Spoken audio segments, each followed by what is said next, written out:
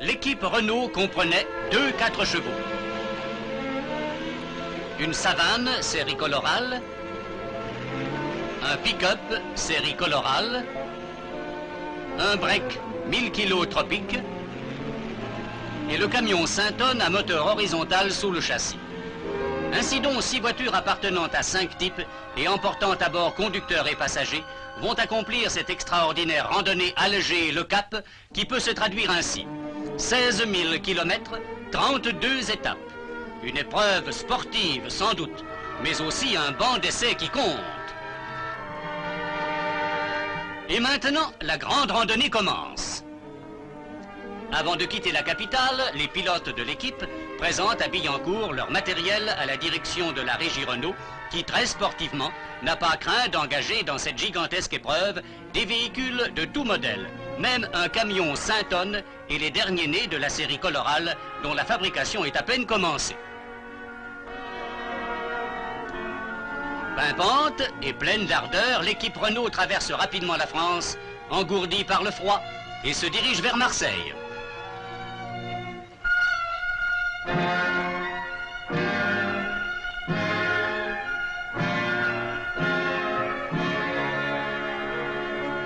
C'est à Marseille, en effet, à bord du Ville d'Alger, que s'effectue l'embarquement. Happé par les grues, chaque véhicule quitte le sol de France, sous le regard attentif de Lafont, chef technique de l'expédition. La mer traversée, l'Afrique s'offre à nous. La pluie nous accueille à Alger, où nous vivons avec nervosité les derniers préparatifs du départ, tellement nous sommes impatients de nous élancer vers les territoires du Sud, ouverts il y a seulement 50 ans par d'héroïques pionniers, partis à la conquête du Sahara à dos de chameau. Confiante, l'équipe Renault subit avec succès le contrôle sévère des commissaires de l'Automobile Club d'Alger. Garde au sol, chargement, cylindré, tout est réglementaire, et les officiels paraphent les carnets de bord sur lesquels chaque jour les commissaires d'étape noteront nos heures de départ et d'arrivée et la moyenne réalisée. Celle-ci peut atteindre 50 km à l'heure, mais ne peut jamais être inférieure à 35 km à l'heure. Une minute de retard équivaut à 5 points de pénalisation. Toute la valeur sportive de cette épreuve, unique au monde, réside dans un règlement draconien appliqué quelles que soient les circonstances et les difficultés de l'étape. Piste dangereuse et défoncée de la première partie du parcours qui traverse le Sahara, les territoires du Tchad, l'AOF, la Nigeria anglaise et l'AEF. Le départ est enfin donné le 1er janvier, tout près du monument élevé à la mémoire de ceux qui en 1900 sont partis d'ici même pour conquérir le Tchad. C'est l'aventure qui commence. C'est un magnifique rêve d'enfance qui se réalise. À bord, nul ne chante ni ne parle. Chacun se demande, vais-je pouvoir tenir jusqu'au bout?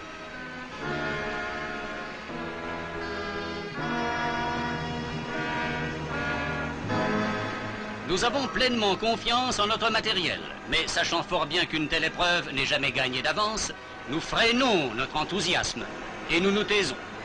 Peut-être aussi pour mieux apprécier cet instant attendu depuis si longtemps. Et les pilotes attentifs au moindre bruit tendent l'oreille. En Oranie, dans les environs de Mascara, tout comme dans la métropole, c'est aussi l'hiver. Ce n'est pas encore ici que nous pourrons coiffer le casque colonial.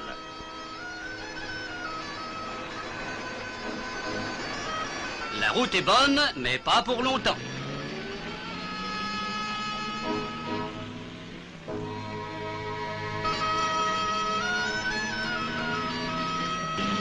Alger était un faux départ. C'est ici qu'a lieu le vrai. Ici meurt le bitume et naît la piste.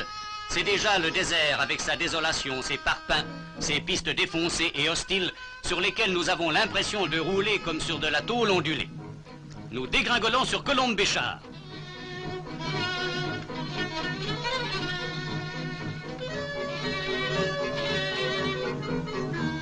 Colombe-Béchard, ce n'est pas encore le Sahara, mais c'est la porte ouverte sur le désert à toutes les caravanes de nomades venus de Mauritanie ou du Fezzan et qui, durant des mois, à pied et tirant leurs chameaux, empruntent la séculaire route du sel. 600 kilomètres viennent d'être couverts.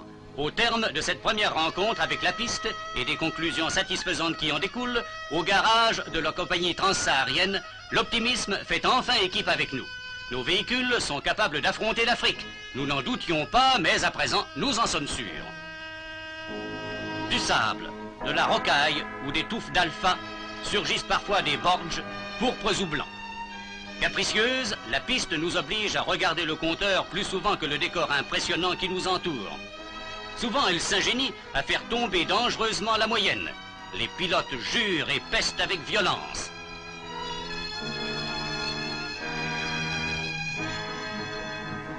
Les véhicules dansent un pas de fête foraine, roulent et tanguent comme des bateaux ivres, plus enclins à louvoyer qu'à mettre directement le cap sur le point à atteindre.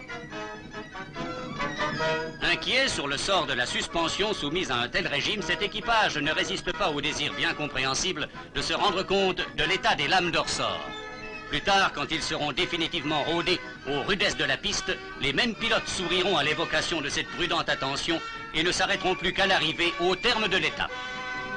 Traîtres sont les oueds souvent meurtris de trous ou hérissés de parpaings, mais le pick-up semble ressentir une joie espiègle à les traverser en soulevant des gerbes d'eau comme des éventails de paillettes.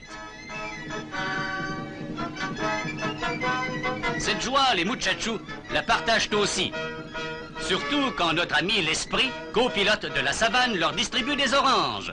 Pour eux, c'est la fête. Et ils voudraient bien, ces gosses du désert, que le rallye passe tous les jours ici.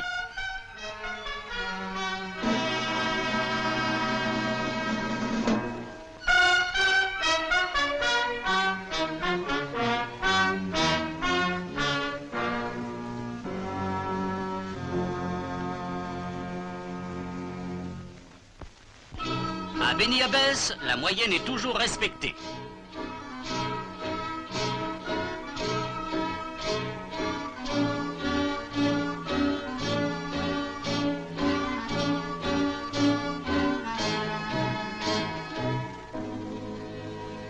Le commissaire d'étape n'est autre qu'un capitaine saharien pour qui le rallye est aussi une aubaine.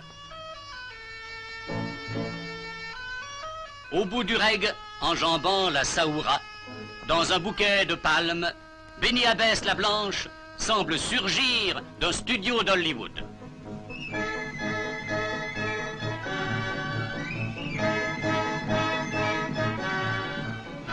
C'est cette image que l'on évoque avec regret le lendemain, sur la piste rocailleuse ou dans le bled immense qui nous entoure, si imposant dans sa simplicité.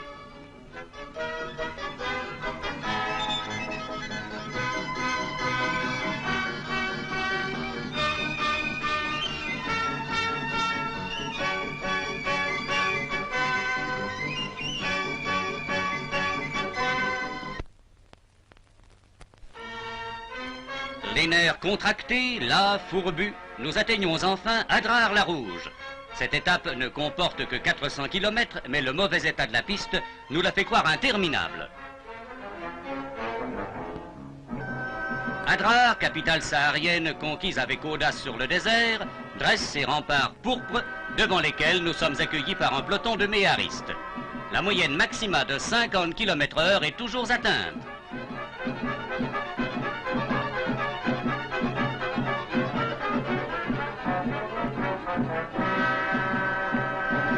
Curieux et étonnés, des indigènes entourent nos véhicules. Notre premier jour de repos a passé vite. Il nous faut prendre congé. Le capitaine commissaire de l'étape et Lagarde, chef de mission, synchronisent leur chronomètre. 5, 4, 3, 2, 1, partez! La vaillante 4 chevaux, qui a étonné ici tous ceux qui connaissent bien les difficultés du parcours, s'élance en direction de Reggane.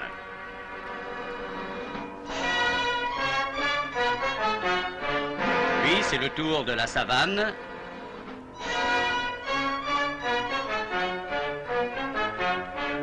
Et du pick-up.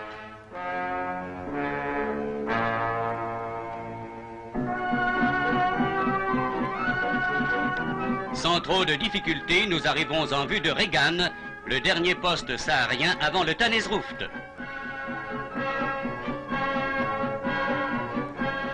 Cette table et cette chaise, si menues dans cette immensité, témoignent bien de l'intérêt que nous manifeste le jeune lieutenant chef de poste.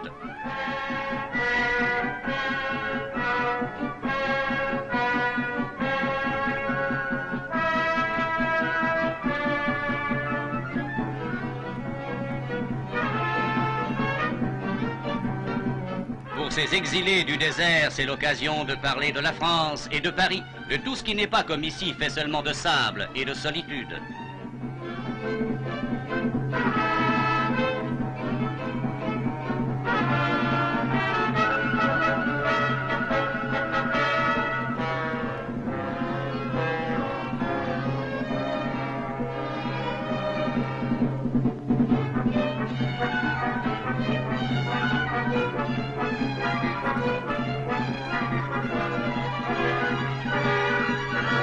La souriante palmeraie de Regan est la dernière que le voyageur rencontre sur sa route jusqu'au Soudan, encore distant de 1000 km environ.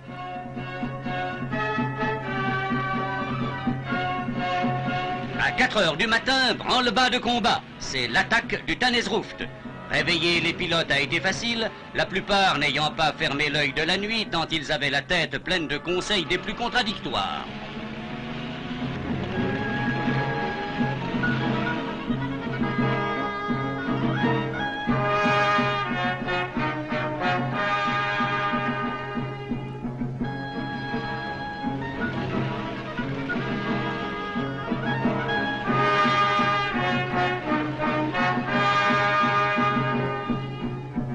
« 515 km doivent être couverts malgré les ensablements toujours possibles. La crainte de s'égarer, de perdre les traces, se lit sur tous les visages. Se perdre n'est rien, ne pas réaliser la moyenne serait plus grave. Travaux en cours, comme sur les boulevards ou sur nos routes nationales. Mais où sont les travaux et les cantonniers? Alentour, rien pour le confirmer.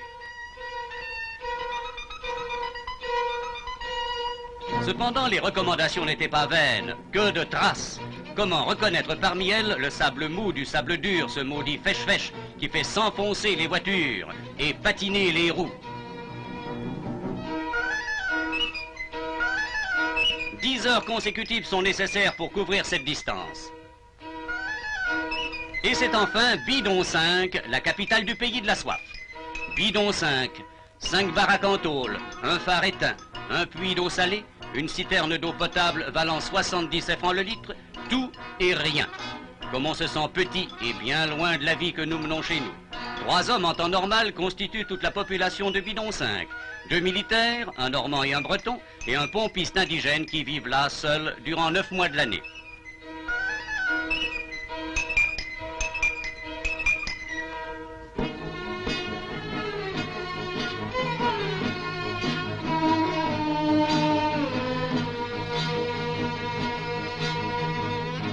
Après une nuit glaciale, nous partons pour le Soudan et l'AOF.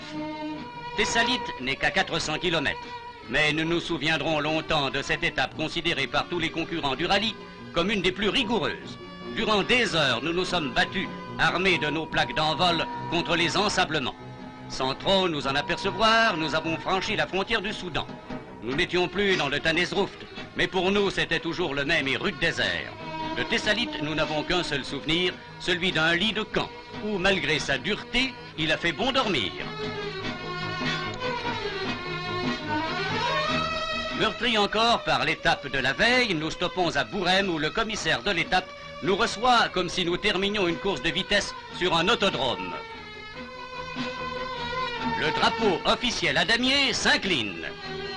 Encore une étape terminée.